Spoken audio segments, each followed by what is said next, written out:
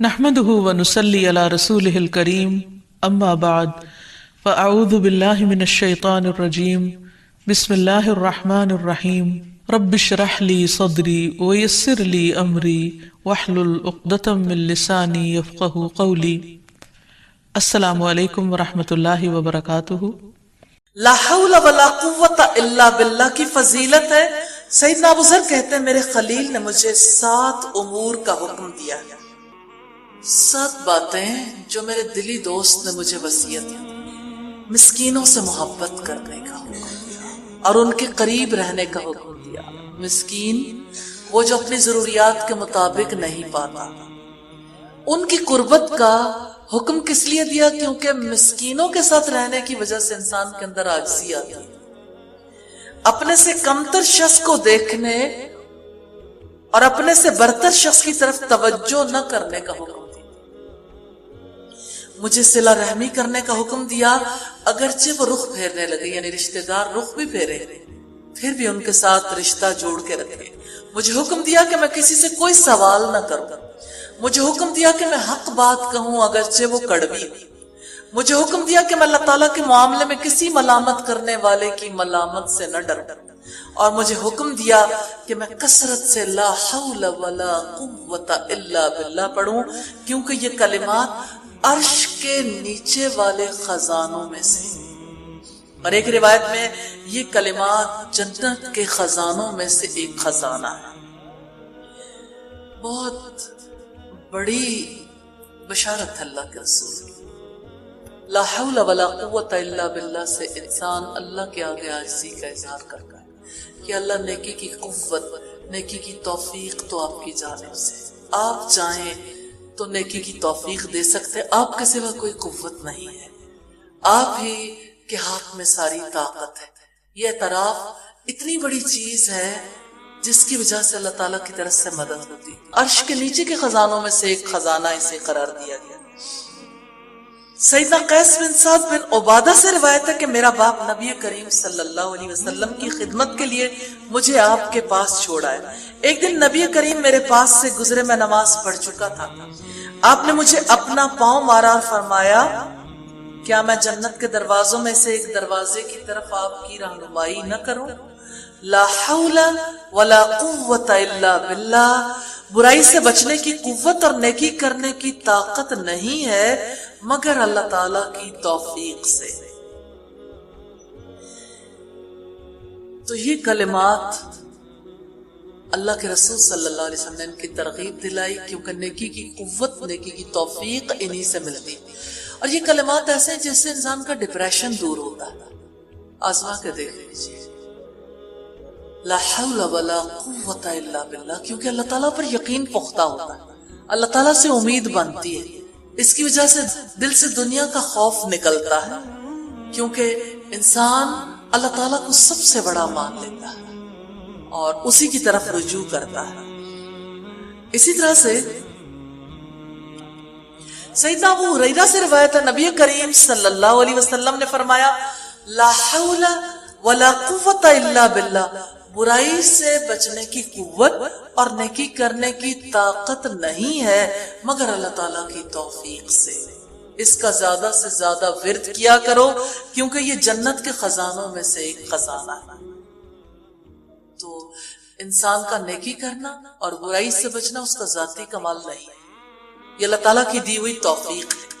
اور خزانے سے تشبیہ اس لیے دی کہ خزانہ نفیس مال ہوتا ہے، یہ ذکر بھی نفیس ہے، بہت عمدہ ہے، اور اس کا اجر و ثواب ایسا ہے جو جنت میں داخل کرنے والا ہے۔ اللہ تعالیٰ ہمیں اس کی توفیق عطا فرمائے۔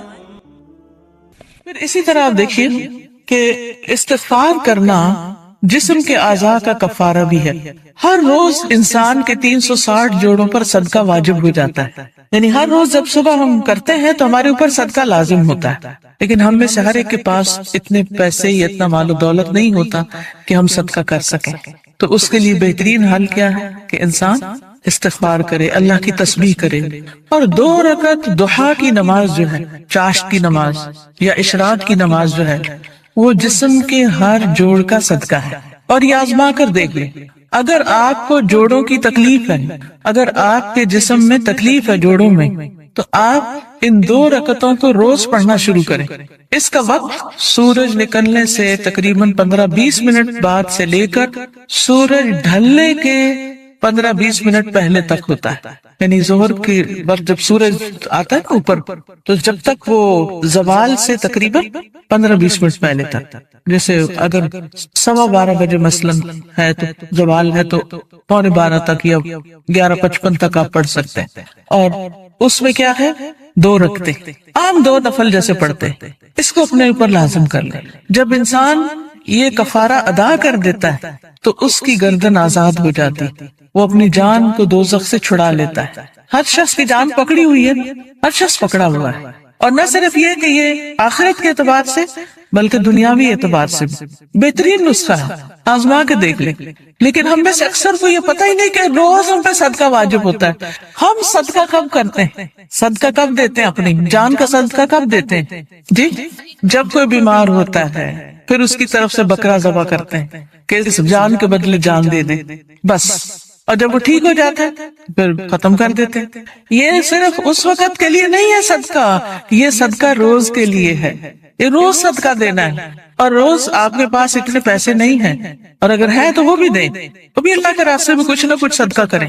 سبحان اللہ، الحمدللہ، اللہ اکبر، لا الہ الا اللہ، استغفر اللہ، استغفر اللہ. تو اگر آپ ایک دفعہ استغفر اللہ کہتے ہیں تو 1 جوڑ کا صدقہ ہو گیا. دوسری دفعہ استغفر اللہ کہتے ہیں تو دوسرے جوڑ کا صدقہ نکل گیا. تیسری دفعہ کیا تو تیسرا نکل گیا. تو جتنی دفعہ استغفر اللہ کہیں گے اتنے جوڑوں کا صدقہ ہوتا جائے گا. کبھی ایسا بھی ہوتا ہے نا کہ انسان کو وقت نہیں ملتا، یا وہ سفر کر رہا ہوتا ہے، یا کبھی کوئی مجبوری ہو جاتی ہے کہ انسان نہیں پڑھ سکتا، تو پھر کیا کرے؟ ذکر کی کثرت کر دیں، استغفار کی کثرت کر دیں. پھر اسی طرح استغفار کو بیماریوں کا علاج بتایا گیا. جیسے میں نے ابھی کہا نا کہ اگر آپ چاہتے ہیں کہ آپ کے جوڑوں کی تکلیف دور ہو جائے تو جوڑوں کا صدقہ دیا کرے روز. اور جوڑوں کا صدقہ روز کیا ہے؟ 2 نفل اشراق یا چاشت یا ضحیٰ کے. اصل میں بہت سے لوگ کنفیوز ہوتے ہیں کہ اشراق اور ضحیٰ اور چاشت یہ کیا ہے. یہ ایک ہی نماز ہے. جیسے تراویح اور قیام اللیل یہ ایک ہی نماز ہے. اگر آپ جلدی پڑھیں گے تو اس کو اشراق کہتے ہیں. اشراق اس لیے کہتے ہیں کہ ابھی سورج مشرق سے طلوع ہوا ہے اور اس کے تھوڑی دیر بعد 15-20 منٹ بعد آپ نے نماز پڑھ لی. جب سورج اچھی طرح چمک جائے تو پھر اس کو ضحیٰ کہتے ہیں، چاشت کا وقت کہتے ہیں. ضحیٰ عربی میں کہتے ہیں اور اردو میں چاشت کہتے ہیں. اور تھوڑا اور بعد میں پڑھے تو اس کے لیے صلاۃ الاوابین بھی کہتے ہیں اس. اور نبی صلی اللہ علیہ وسلم سے 2 سے لے کے 8 رکعتیں ثابت ہیں. چاہے 2 پڑھیں، چاہے 4 پڑھیں، چاہے 6 پڑھیں، چاہے 8 پڑھیں، جو آپ کا دل کر، لیکن کم از کم 2 ضرور پڑھیں. پھر اسی طرح استغفار بیماریوں کا علاج ہے. اگر کسی کو مثلا ہارٹ پرابلم ہے یا کوئی اور اسی طرح کی کوئی بیماریاں ہیں اس کو، تو اس کے لیے بھی استغفار ہے.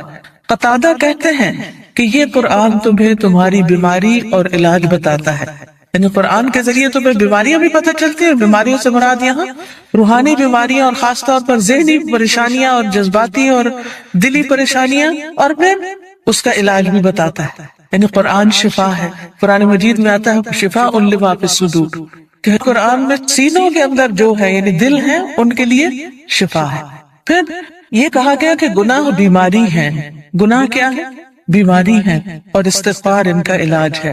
پھر اسی طرح جو شخص استغفار کرتا ہے اسے فرشتوں کی دعائیں ملتی ہیں. قرآن مجید میں سورۃ الغافر میں آتا ہے الذین یحملون العرش ومن حولہ یسبحون بحمد ربہم ویؤمنون بہ ویستغفرون للذین آمنوا ربنا وسعت کل شیء رحمۃ وعلما فاغفر للذین تابوا واتبعوا سبیلک وقہم عذاب الجحیم.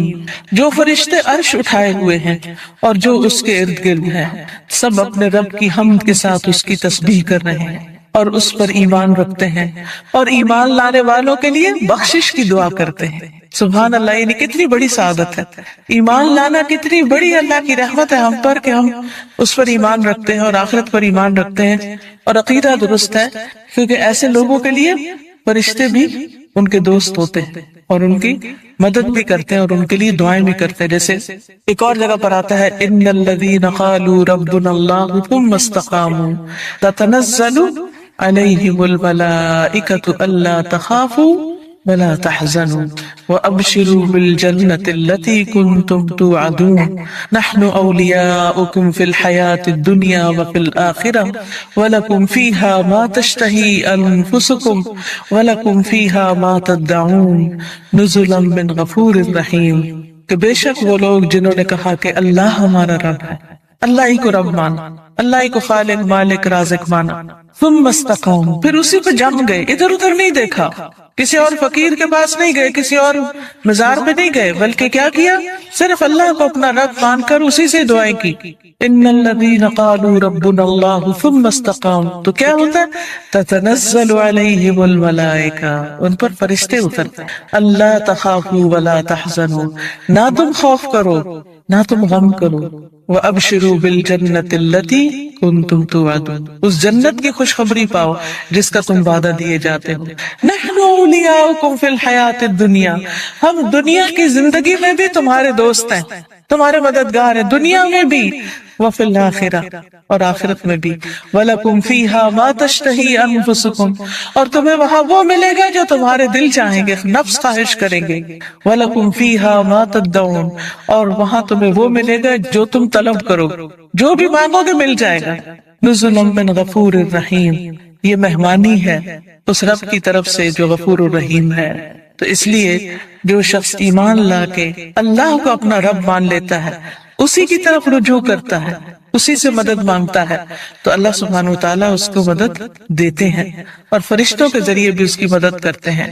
اور ایسے فرشتے جو اللہ کا عرش عظیم اٹھائے ہوئے ہیں وہ ان کے لیے دعائیں کرتے ہیں. اب دیکھیے کہ ہم سب کہتے ہیں، ایک دوسرے سے کہہ رہے تھے میں بہت پریشان ہوں، پلیز میرے لیے دعا کرو، اس کو کہتے ہیں دعا کرو، اس کو کہتے ہیں دعا کرو. لیکن جو لوگ ایمان لا کر اللہ کی طرف رجوع کرتے ہیں، استغفار کرتے ہیں، تو فرشتے بھی ان کے لیے دعائیں شروع کر دیتے. تو جن کے لیے فرشتے دعائیں کریں ان کو پھر کسی دعا کی کمی؟ پھر آپ دیکھیں ایک اور کام، بلکہ آپ ہی سے پوچھوں گی کون سا ہے وہ کام جس کی وجہ سے فرشتے کیا زمین کی ساری مخلوق دعائیں کرتی ہے، مچھلیاں بھی سمندر میں اور چیونٹیاں بھی زمین میں. کس کس کو پتا ہے؟ سب کو نہیں پتا، سب کو پتا ہونا چاہیے. ٹھیک ہے، وہ کس کے لیے؟ جو لوگوں کو خیر کی بات سکھائے، اچھی باتیں لوگوں کو بتائے، قرآن و حدیث کی تعلیم دے، سیکھے اور سکھائے. ایک جگہ پر سیکھنے والے کے لیے بھی آتا ہے. طالب علم کے لیے کیا خوشخبری ہے؟ فرشتے کیا کرتے ہیں طالب علم کے لیے؟ اپنے پر بچھاتے ہیں تواضع سے، اس کی رسپیکٹ کرتے ہیں. اور ایک اور میں آتا ہے یعنی اس کے اوپر سایہ کرتے ہیں. کتنی بڑی خوشخبری! پھر اس سے اچھا کوئی کام ہو سکتا ہے کہ ہم بھی ایسی مجلسوں میں شریک ہوں، ایسی جگہوں پر جائیں جہاں سیکھنے سکھانے کا کام ہوتا ہے، خود بھی سیکھیں، دوسروں کو بھی سکھائیں، دوسروں کے بھی کام آئیں. جب آپ یہ کام شروع کریں گے تو فرشتے آپ کے لیے دعائیں شروع کر دیں گے، مچھلیاں آپ کے لیے دعائیں شروع کر دیں گی، چیونٹیاں آپ کے لیے دعائیں کریں گی. اور آپ کو پتا ہے کہ جب چیونٹی بھی دعا کرتی ہے تو اللہ تعالیٰ سنتا ہے. ایک دفعہ حضرت سلیمان علیہ السلام اپنے لشکر کے ساتھ نکلے کہ بارش کی دعا کریں، تو آگے گئے تو دیکھا کہ ایک چیونٹی اپنے پیٹ کے بل لیٹی ہوئی ہے اور اپنے ہاتھ اوپر کیے ہوئے ہے، اللہ سے دعا کر رہی ہے کہ یا اللہ تو پانی برسا تاکہ ہماری پیاس ختم ہو، یعنی ہم سیراب ہوں. تو حضرت سلیمان اپنے لشکر کو لے کے واپس چلے گئے کہ اللہ نے اس چیونٹی کی دعا سن لی ہے. تو پرندے بھی، درندے بھی، چیونٹیاں بھی، یہ سب دعائیں کرتے ہیں. تو اگر آپ دین سیکھنے اور سکھانے کے کام میں لگ جائیں گے اور اس کے لیے وقت نکالیں گے تو دنیا اور آخرت کی برکتیں نصیب ہوں. اور آپ کے دل میں ابھی خواہش ہوگی، اللہ اس کو پورا کر دے گا. آپ کی ضرورتیں پوری ہونے لگے گی، آپ کے مسائل حل ہونے لگے گی، آپ کے دل کو راحت اور سکون ملے گا جو دنیا کی کسی اور چیز میں نہیں. اگر اچھے کپڑے پہننے سے سکون ملتا تو جو لوگ ہر وقت برانڈڈ کلوتھس پہنتے ہیں، یعنی برانڈ کے کپڑے پہنتے ہیں، عام کپڑے نہیں پہنتے، پھر انہیں سب سے زیادہ خوشحال ہونا چاہیے تھا، ہے نا؟ اگر خوشی بڑے گھروں میں رہنے سے ملتی تو جو لوگ بڑے بڑے گھر بنائے ہوئے ہیں دنیا میں وہ سب سے زیادہ خوشحال ہونے چاہیے تھے. لیکن آپ دیکھیں کہ دنیا کے ایسے ممالک جہاں پر لوگوں کو ہر سہولت میسر ہے، اگر وہ خود کماتے نہیں تو گورنمنٹ ان کو وظیفہ دیتی ہے، گھر دیتی ہے، ان کے بچوں کی تعلیم کا انتظام کرتی ہے، فری میڈیکل سپورٹ ملتی ہے، لیکن اس کے باوجود وہ خودکشیاں کرتے ہیں. کسی چیز کی کمی نہیں مگر دل خوش نہیں، دل میں راحت نہیں، دل میں سکون نہیں. اور اس کے برعکس وہ صحابہ جو پیٹ پر 3 پتھر باندھ کے کام کرتے تھے، ان کے دلوں میں خوشی تھی، سکون تھا، اطمینان تھا. فقر و فاقے کی وجہ سے بھی ان کے دلوں کا اطمینان اور سکون نہیں گیا. آج اگر ہمیں تھوڑی سی بھی کمی ہو تو ہم پریشان ہو جاتے ہیں، کسی بھی چیز کی کمی لگتی تو ہم پریشان ہو جاتے ہیں، یا پتہ نہیں کیا بنے، کیا ہوگا ہمارا. تو جو شخص اللہ کے راستے پر نکل آتا ہے، فرشتے اس کے لیے دعا کرتے ہیں. فرمایا جو فرشتے عرش اٹھائے ہوئے ہیں اور جو اس کے ارد گرد ہیں، سب اپنے رب کی حمد کے ساتھ اس کی تسبیح کرتے ہیں اور اس پر ایمان رکھتے ہیں. ایمان والوں کے لیے بخشش طلب کرتے ہیں اور کہتے ہیں اے ہمارے رب، تو نے اپنی رحمت اور علم سے ہر چیز کا احاطہ کر رکھا ہے، لہٰذا جن لوگوں نے توبہ کی اور تیری راہ کی پیروی کی، تو انہیں بخش دے اور دوزخ کے عذاب سے بچا لے. یہ فرشتوں کی دعائیں. لیکن یہ دعا کس کے لیے کرتے ہیں؟ توبہ کرنے والوں کے لیے، استغفار کرنے والوں کے لیے. پھر آخرت میں استغفار کرنے والوں کے درجات بلند ہوں گے. صرف اپنے لیے نہیں، اگر کوئی اپنے ماں باپ کے لیے بھی استغفار کرتا ہے، ان کی بخشش کی دعا کرتا ہے، تو ان کے درجے بھی بلند ہوتے ہیں. مسند احمد کی روایت میں آتا ہے رسول اللہ صلی اللہ علیہ وسلم نے فرمایا بے شک اللہ عز و جل جنت میں ایک نیک آدمی کے درجات کو بلند کرتا ہے.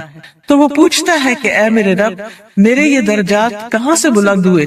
اللہ تعالیٰ فرماتا ہے تیرے حق میں تیری اولاد کی استغفار کی وجہ سے، کہ تیرے پیچھے تیرے بچے تیرے لیے بخشش مانگ رہے ہیں. کیا ہم سب اپنے والدین کے لیے روز بخشش کی دعا کرتے؟ تو پھر ہم اپنی اولاد سے کیا توقع رکھتے ہیں کہ وہ ہمارے لیے کریں؟ ہاں، جو لوگ نماز پابندی سے پڑھتے ہیں وہ ضرور کرتے ہیں. کیسے؟ ربنا اغفر لی ولوالدی وللمؤمنین یوم یقوم الحساب. بس ضرورت اس چیز کی ہے کہ ہم توجہ کے ساتھ کو دعا پڑھیں. یہ نہیں کہ دھیان کہیں اور، ربنا اغفر لی ولوالدی وللمؤمنین جلدی جلدی جلدی، نہ، آہستہ آہستہ اور مان کے اللہ سے. اللہ ہمیں اس کی توفیق عطا فرمائے اور ہمارے بچوں کو ہمارے حق میں صدقہ جاریہ بنائے. پھر اسی طرح جن لوگوں کے نامہ اعمال میں استغفار زیادہ ہوگا وہ بہت خوش ہوگے، انہیں نہایت خوشی نصیب ہوگی. نبی صلی اللہ علیہ وسلم نے فرمایا جو شخص یہ بات پسند کرتا ہے کہ اس کا نامہ اعمال اسے خوش کر دے، یعنی وہ اپنی کتاب دیکھے اور خوش ہو جائے، تو اسے چاہیے کہ وہ کثرت سے استغفار کیا کرے. کیونکہ اس سے کیا ہوگا؟ ساری وہ چیزیں مٹ جائیں گی جو اس کے لیے پریشانی کا باعث ہوں گی. مثلا آپ کچھ لکھتے ہیں اور لکھنے میں غلطی ہو جاتی ہے، پھر آپ کیا کرتے ہیں؟ اریز کرتے ہیں. کبھی کیا کرتے ہیں؟ اوپر وائٹو لگا دیتے. تو استغفار کا مطلب ہوتا ہے ڈھانپ دینا، یعنی غلطیاں نظر نہ آئیں. ہم سب غلطیاں کرتے ہیں، لیکن استغفار کرتے ہیں تو جو غلطیاں وہ مٹتی چلی جاتی، ختم ہوتی چلی جاتی، اور نامہ اعمال بہترین ہوتا جاتا ہے. اور قیامت کے دن انسان اپنا نامہ اعمال دیکھے گا تو اس میں بس اچھائیاں ہی اچھائیاں ہوں گی، کیونکہ برائیاں تو ساری توبہ سے صاف ہو گئیں. تو اس وقت انسان کتنا خوش ہوگا. مثلا آپ کے ٹیچر آپ کو پرچہ واپس کرے اور 100/100 نمبر ہوں تو آپ کی خوشی کا کیا ٹھکانہ ہوگا؟ بہت زیادہ خوش ہوں گے کہ میرا تو ایک بھی نمبر نہیں کٹا، سارے ادھر، کوئی ریڈ نشان نہیں ہے، کوئی کاٹا نہیں ہے. تو سوچئے قیامت کے دن اگر آپ دیکھیں کہ آپ کی کوئی غلطی اس میں نظر ہی نہیں آ رہی، سب صاف مٹ گئی، ڈھانپ دی گئی، تو خوشی کا کیا عالم ہوگا. کیونکہ سب سے زیادہ تو پریشانی اسی بات سے ہوتی ہے نا کہ پتہ نہیں وہاں جائیں گے تو کیا نظر آئے گا اور اس پر شرمندگی نہ ہو زیادہ. پھر اسی طرح عبداللہ بن بصر کی روایت ہے کہ نبی صلی اللہ علیہ وسلم نے فرمایا مبارک ہو اس کو جو اپنے نامہ اعمال میں کثرت سے استغفار پائے، کہ بہت زیادہ استغفار ہے اس میں. پھر اسی طرح استغفار جنت میں داخلے کا ذریعہ ہے. اللہ تعالیٰ فرماتے ہیں یا ایھا الذین آمنوا توبوا الی اللہ توبۃ نصوحا عسى ربکم ان یکفر عنکم سیئاتکم ویدخلکم جنات تجری من تحتها الانہار. اے لوگو جو ایمان لائے ہو، اللہ کی طرف توبہ کرو، خالص توبہ، سچی توبہ، پکی توبہ، صحیح والی توبہ. قریب ہے کہ تمہارا رب تم سے تمہاری برائیاں دور کر دے اور تمہیں ایسے باغوں میں داخل کرے جن کے نیچے نہریں بہتی ہوں. یعنی غلطیوں کی معافی ہو جائے تو جنت کے راستے آسان ہو جائیں گے، اور اس کے لیے معافی مانگنی ہوگی، استغفار کرنا ہوگا. پھر اسی طرح جہنم سے بچنے کا ذریعہ بھی استغفار ہے، کیونکہ کچھ لوگ جہنم میں ڈالے جائیں گے تاکہ ان کو ان کی غلطیوں کی سزا ملے. جب وہ سزا بھگت لیں گے پھر نکال کے جنت میں بھیجے جائیں گے. اس وقت بھی آپ کو گرمی لگ رہی ہوگی تو دل گھبرا رہا ہوگا. یہ تو وقتی گرمی، اور ایسی بھی نہیں کہ جس سے انسان کو بہت تکلیف. ٹھیک ہے، انکمفرٹیبل ہوتا ہے انسان، وہ الگ بات ہے، لیکن اس میں بھی انسان کیا چاہتا ہے کہ فوراً ہوا میں نکلے، تازہ ہوا میں، اور فریش ہو. کہاں آگ میں ہو انسان. ہم میں سے کس کے اندر ہمت ہے کہ وہ آگ کو برداشت کرے؟ کیا کسی کمرے میں، کسی گھر میں، کسی جگہ آگ لگی ہوئی ہو، آپ اس کے اندر جانا پسند کریں گے؟ دور سے بھاگیں گے، دھواں دیکھ کے بھی اس طرف نہیں جائیں گے کہ کہیں وہ آگ پھیل کے مجھ تک نہ آ جائے. تو قیامت کے دن ہم میں سے کوئی بھی نہیں جانا چاہے گا.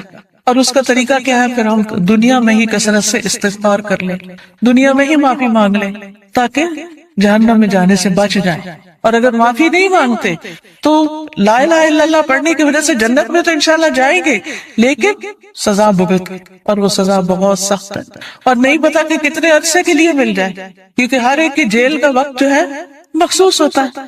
رسول اللہ صلی اللہ علیہ وسلم نے فرمایا، اے عورتوں کے گروہ، عورتوں سے خطاب ہے ہم سب سے، اے عورتوں کے گروہ صدقہ کرتی رہا کرو اور کثرت سے استغفار کرتی رہا کرو، کیونکہ میں نے دوزخ میں جانے والوں میں سے زیادہ تر عورتوں کو دیکھا ہے. دوزخ کی اکثر آبادی عورتوں پر مشتمل. ان عورتوں میں سے ایک عقل مند عورت نے عرض کیا کہ ہماری کثرت سے دوزخ میں جانے کی وجہ کیا ہے؟ عورتیں کیوں زیادہ ہوں گی جہنم میں؟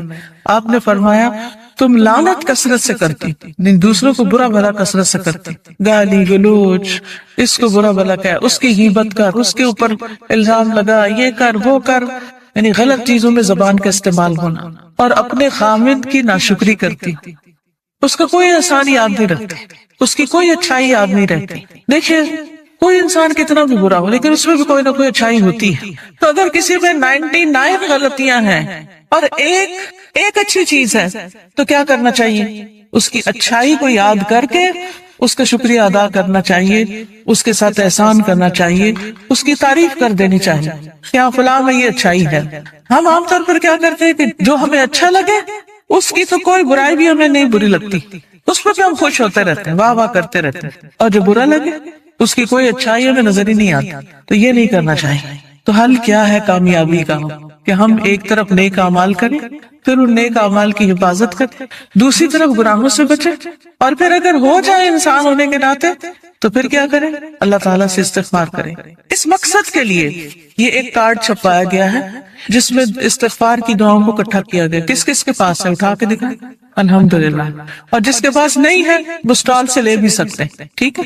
تو اب آپ دیکھیے کہ جس کے پاس یہ کارڈ ہے وہ تو ٹھیک، جس کے پاس نہیں لازماً آپ کے پاس ہی ہونا چاہیے، کیونکہ یہ ساری دعائیں ہمیں زبانی یاد نہیں، اور ہم میں سے ہر ایک یہ بھی نہیں کر سکتا کہ جا کے کتابوں میں سے ڈھونڈے، پورے قرآن میں سے نکالے، کتابوں میں سے نکالے، اور پھر یہ دیکھے کہ صحیح کون سی ہے اور کون نہیں، اور پھر ان کو اکٹھا کرے.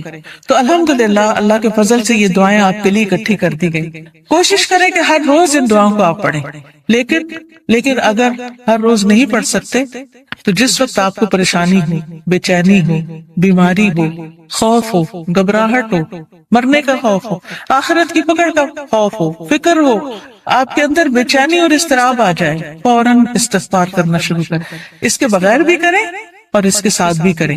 اب آپ نکالیے، میں آپ کو کچھ دعائیں کہلوا دیتی ہوں تاکہ ان کا صحیح پروننسیشن آپ کو آتا ہو، صحیح تلفظ آپ کو آتا ہو. اس کے علاوہ یہ کچھ اور کتابیں بھی ہیں جیسے محمد صلی اللہ علیہ وسلم کے معمولات وغیرہ. پھر اسی طرح یہ نور العلم کوئی کورس شروع ہو رہا ہے، اس میں داخلے کے پیچھے سے آپ فلائر لے سکتے ہیں. اسی طرح قرآن و سنت سے لی ہوئی صحیح دعائیں دعا کیجیے نام کی کتاب میں ہے. بہت سی دعائیں یہاں پر ملیں گی آپ کو. یہ کتاب اگر آپ کے گھر میں ہو تو ہر موقع کی دعا اس میں آپ کے لیے. اسی طرح ذکر کے بارے میں کارڈ ہے. جادو کے بارے میں بہت سے لوگوں کے ذہن میں سوال ہوتے ہیں، پریشان رہتے ہیں، تو جادو کی حقیقت پر اور پھر اس کا علاج کیا ہے اس پر یہ کتاب ہے.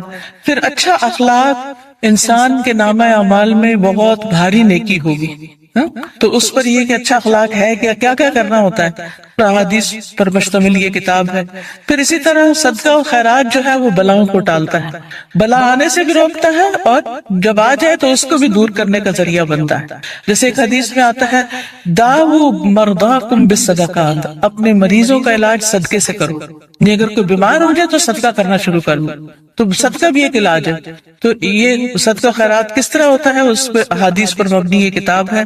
پھر اسی طرح رات کو سوتے وقت کے اذکار، رات کی نیند کیسی ہونی چاہیے اور کیا کرنا چاہیے کیا نہیں کرنا چاہیے، سنتیں کیا ہیں، تو یہ سونے جاگنے کے آداب اور اذکار ہیں۔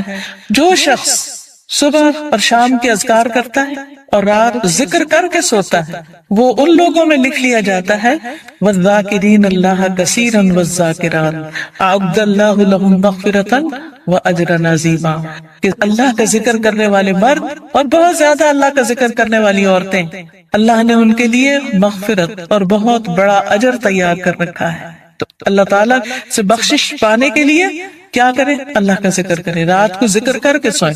تو سارے اذکار جو مسنون کتابوں میں ہیں وہ اس میں لکھ دیے گئے ہیں، اپنے بیڈ سائڈ ٹیبل پہ رکھ دیں، دراز میں رکھ دیں، جب سونے لگے اس کو پڑھ کے پھر سوئیں۔ پھر اسی طرح یہ ہے کہ رسول اللہ صلی اللہ علیہ وسلم کا تعارف ہے، تعارف حبیب کے نام سے یہ کتاب ہے۔ آپ صلی اللہ علیہ وسلم کی ذاتی زندگی کے بارے میں اور آپ کی خصوصیات کے بارے میں احادیث کی روشنی میں کتاب مرتب کی گئی ہے، اس کو بھی آپ دیکھ سکتے ہیں۔ پھر یہ ایک اور استغفار کے بارے میں کتاب ہے، تم کب توبہ کرو گے، بہت ہی بہترین کتاب ہے۔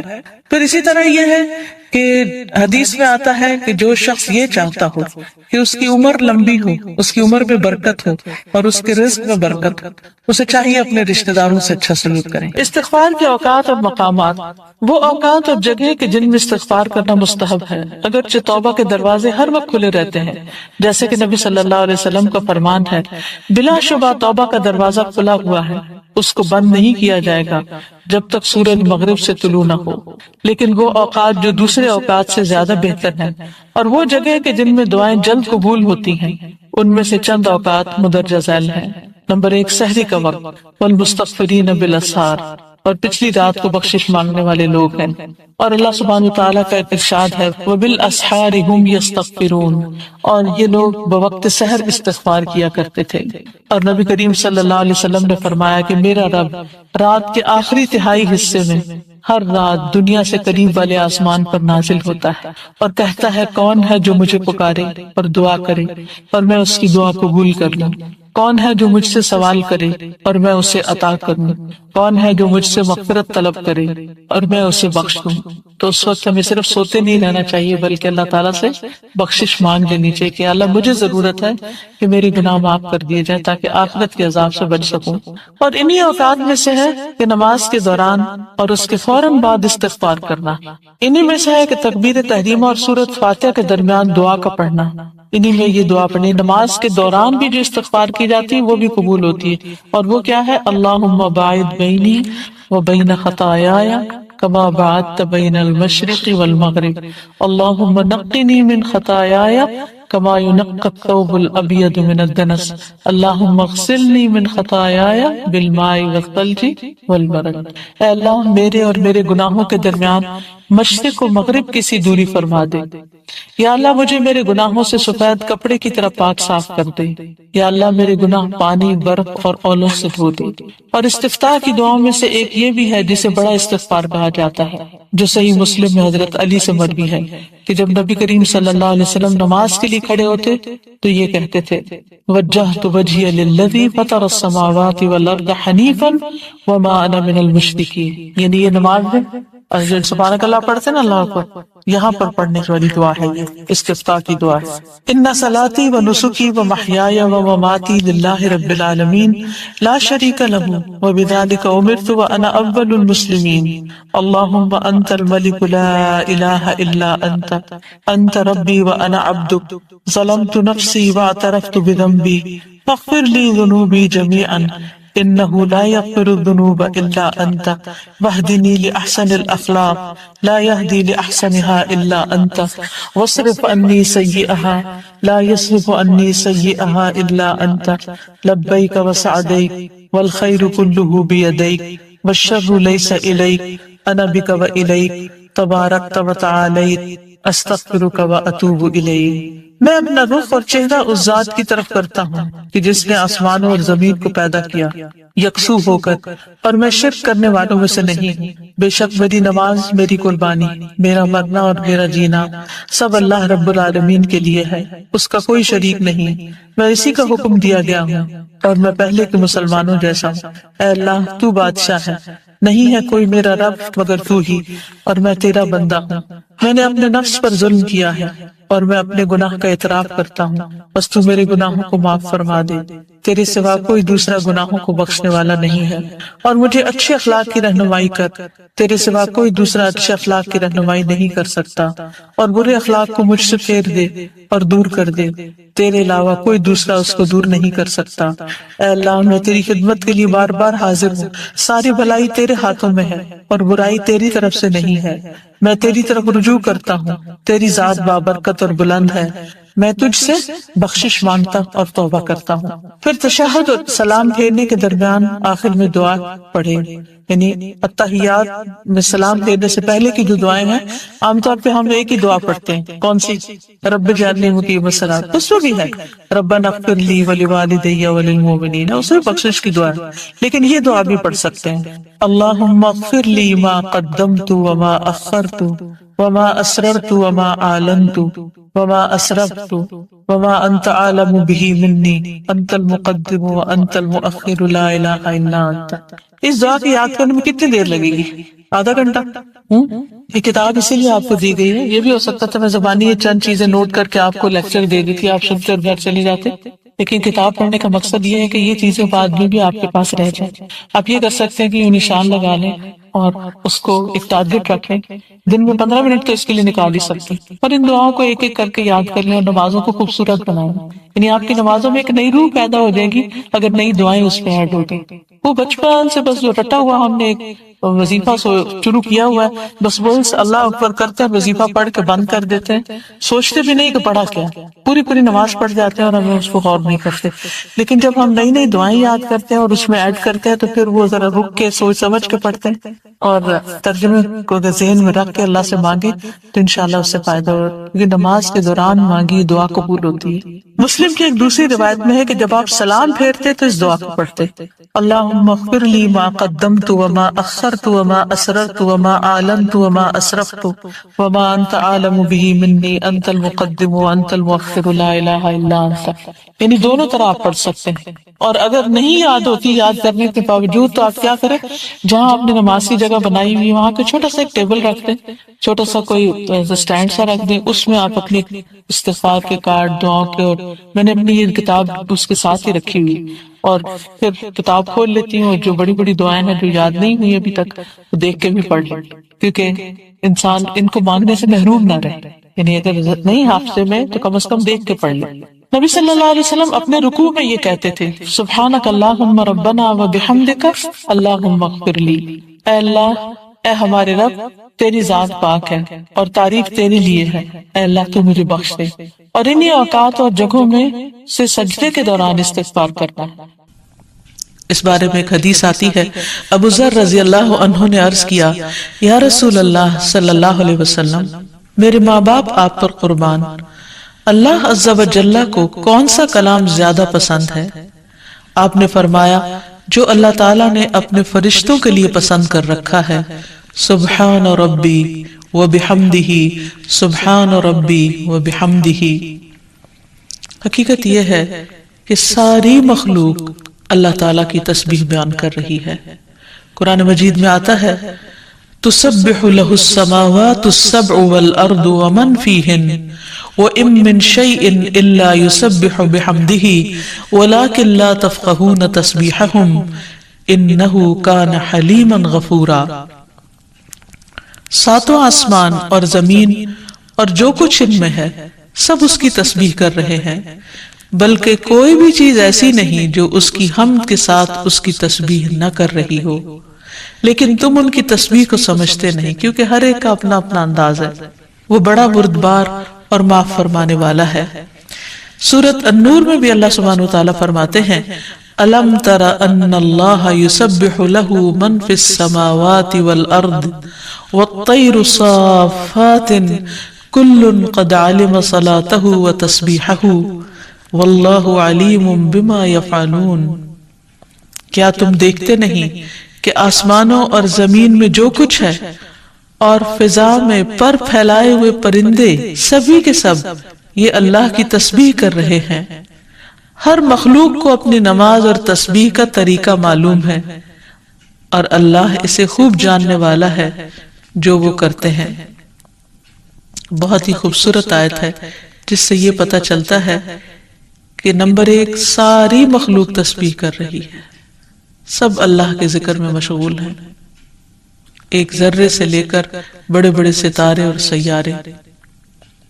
اور پھر خصوصاً پرندوں کی بات کی گئی، یعنی زمین اور آسمان کی مخلوق تو کر ہی رہی ہے تسبیح، لیکن ان دونوں کے درمیان جو پرندے اڑتے ہوئے نظر آ رہے ہیں اور بعض اوقات صفوں کی شکل میں، یعنی صف باندھے ہوئے یا پر پھیلاتے ہوئے اور سکیڑتے ہوئے یا اڑتے ہوئے، سب مل کر یا اکیلے اکیلے، یہ سب اللہ سبحانہ وتعالیٰ کی پاکی بیان کرتے ہیں. ویسے بھی آپ نے دیکھا ہوگا کہ صبح اور شام کے اوقات میں بڑے بڑے درختوں پر بیٹھے ہوئے ہزاروں کی تعداد میں پرندے یک زبان ہو کر اللہ سبحانہ وتعالیٰ کی تسبیح کر رہے ہوتے ہیں، ذکر کر رہے ہوتے ہیں. فرمایا یہ سب اللہ کی تسبیح کرتے ہیں. تیسری بات یہ فرمائی گئی کہ ہر مخلوق کو اپنی نماز اور تسبیح کا طریقہ معلوم ہے. کس قدر دلچسپ اور خوبصورت بات ہے کہ پرندہ ہو یا چیونٹی ہو یا کوئی بڑے سے بڑا جانور ہو یا ستارہ اور سیارہ ہو، ہر ایک کو تسبیح بھی معلوم ہے، یعنی اللہ کا ذکر کیسے کرنا ہے، اور یہ بھی معلوم ہے کہ اس کا کام کیا ہے، وہ کیوں پیدا کیا گیا ہے، یعنی اس کو اپنے مقصد زندگی کا بھی معلوم ہے، اور پھر اللہ تعالیٰ کی عبادت اور اطاعت کے طریقے کیا ہیں، اس کے لیے کون سی راہیں مقرر کر دی گئی ہیں، یہ بھی اس کو خوب معلوم ہے. تو اس میں حیرت کی بات یہ ہے کہ اگر ساری مخلوق یہ جانتی ہے تو پھر انسان کا انجان بننا اس کے لیے کس قدر خطرناک ہے. اللہ تعالیٰ نے سب کچھ انسان کے لیے پیدا کیا اور وہ ساری چیزیں انسان کی خدمت میں خوب لگی ہوئی ہیں، لیکن انسان کو جس کے لیے پیدا کیا گیا، انسان اس مقصد کو بھول گیا اور اپنے رب سے غافل ہو گیا. تو اس لیے اگر ہم تسبیح نہیں کریں گے تو ہم ساری کائنات سے الگ ہو جائیں گے. وہ سب تو اللہ کے وفادار، فرمانبردار، تسبیح گزار، اور ہم اللہ سے غافل. یہ دل کیسے گوارا کر سکتا ہے؟ اس لیے زیادہ سے زیادہ اللہ سبحانہ وتعالیٰ کی تسبیح کرنی چاہیے. ایک حدیث سے یہ بھی پتہ چلتا ہے کہ چیونٹیاں بھی اللہ کی تسبیح کرتی ہیں. جب ایک موقع پر کسی نے چیونٹیوں کو جلا دیا تو اللہ سبحانہ وتعالیٰ نے ان سے یہی کہا کہ تم نے گروہوں میں سے ایک ایسے گروہ کو جلا دیا جو اللہ کی تسبیح بیان کرتا ہے، اور ویسے بھی آگ کا عذاب اللہ کے سوا کسی اور کو دینے کا حق نہیں. پھر اسی طرح جو کھانا ہم کھاتے ہیں وہ بھی اللہ کی تسبیح کرتا ہے.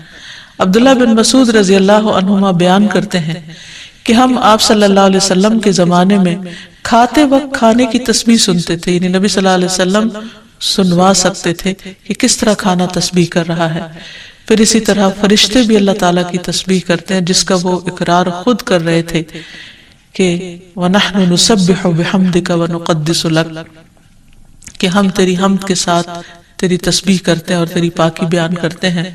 قرآن مجید میں سورۃ الشورى میں بھی آتا ہے وَالْمَلَائِكَةُ يُسَبِّحُونَ بِحَمْدِ رَبِّهِمْ، اور فرشتے اپنے رب کی حمد کے ساتھ اس کی تسبیح کرتے ہیں، یعنی تعریف بھی کرتے ہیں، تسبیح بھی کرتے ہیں.